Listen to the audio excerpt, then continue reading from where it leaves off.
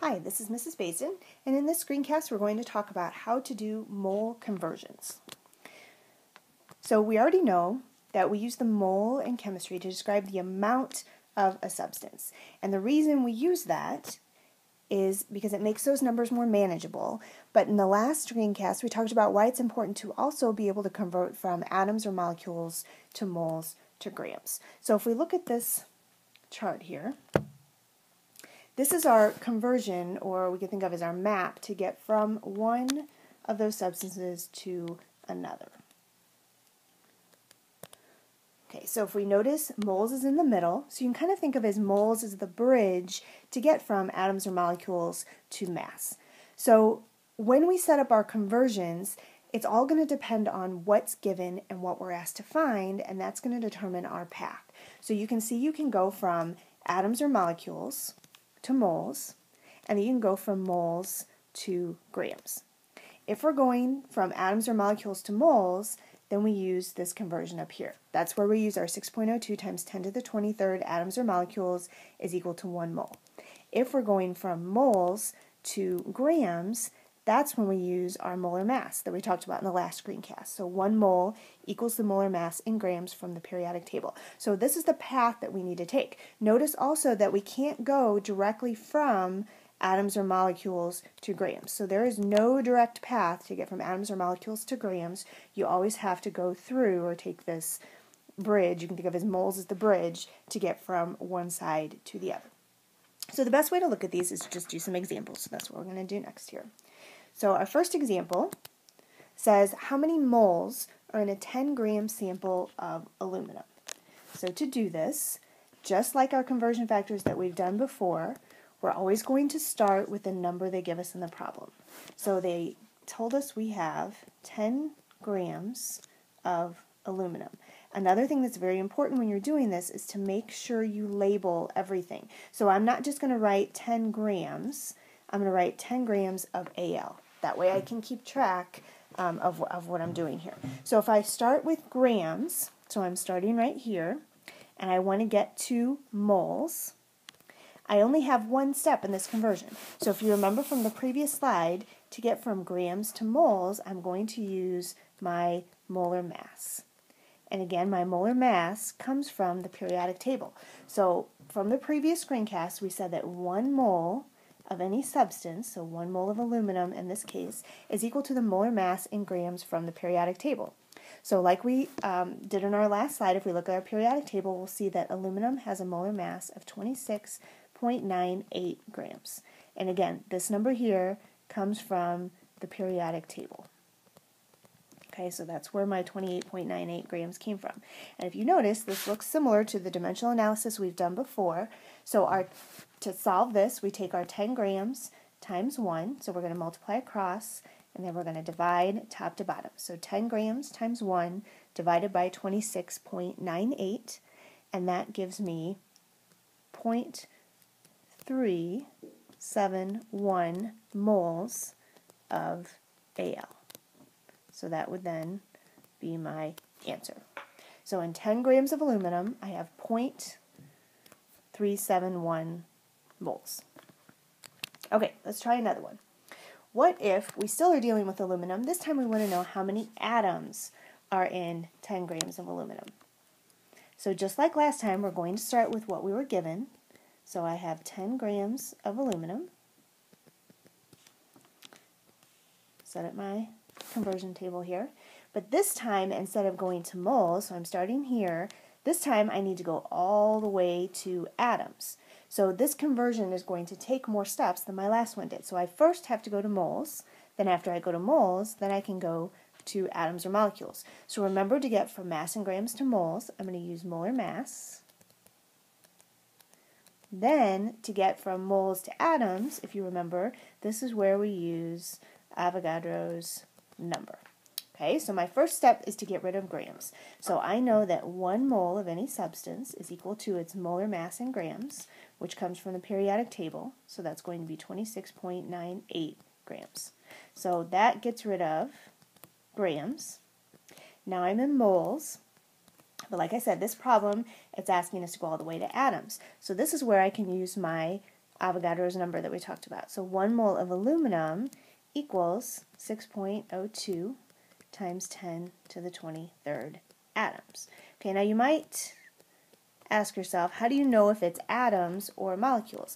Well, it depends on the substance. So in this case, since we have an element, if you have an element, then you're going to be dealing with atoms. If you have a compound, then you're going to be dealing with molecules. So in this case, we're using atoms. So then just like before, 10 times 1 times 6.02 times 10 to the 23rd divided by 26.98. So when we work all of that out, we end up with 2.23 times 10 to the 22nd atoms of Al. And just like all our other dimensional analysis problems, when we get to the end, we round to the number of sig figs. So since we're multiplying and dividing, we round to the lowest number of sig figs. We always go back to our original number that we started with. So this first number had 3 sig figs. So our answer, we're going to round to 3 sig figs as well. Okay, so here's another example. This time we're looking at calcium carbonate. So this is something we find in limestone, chalk, pearls, the shells of different marine animals. What we want to do is calculate 4.86 moles of this substance. So 4.86 moles is what we're going to start with. And again, you always start with that, whatever's given in the problem. So we're starting here, and we're going to go from moles to grams. So to get from there to there, we're going to use molar mass. So moles I'm going to put on the bottom this time. So 1 mole is equal to the molar mass in grams. Okay, now this one is going to be a little more complicated than just aluminum because this is not just an element by itself, this is a compound. So what I have to do over here is real quick do one of my molar mass problems. So I have to take my calcium plus carbon plus 3 oxygen, and if I add all of those up, that comes out to 100.09 grams. And if you don't remember how to do that, look at the previous screencast and I will walk you through step by step. But basically all I'm doing is taking the mass of calcium plus the mass of carbon plus 3 times the mass of oxygen. So that's my 100.09 grams. And then that cancels my moles out. I'm left in grams, which is what it was asking me to find. So then I can go ahead and do my calculation, which gives me 486 grams of CaCO3. And that's my final answer. Again, rounding to 3 sig figs because I started with 3 sig figs. Okay, my next example. Juglone is produced from the husks of black walnuts.